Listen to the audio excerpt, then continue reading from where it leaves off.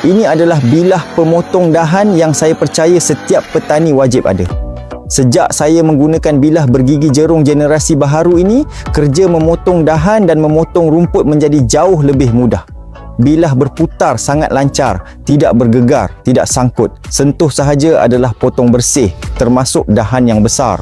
Dengan reka bentuk gigi jerung super tajam dan mekanisme auto asah, bilah sentiasa kekal tajam walaupun digunakan berterusan. Keluli ditempa pada 1000 darjah Celsius menjadikannya tidak bengkok, tidak sumbing dan tahan hentakan kuat. Yang paling menarik, ia menjimatkan sehingga 40% bahan api, mesin berjalan ringan dan sejuk walaupun digunakan lama. Sesuai dengan kebanyakan mesin pemotong dahan, hanya pasang dan terus boleh guna. Bila sudah dung, barulah terasa. Satu bilah ini cukup tahan untuk satu musim penuh tanpa perlu tukar.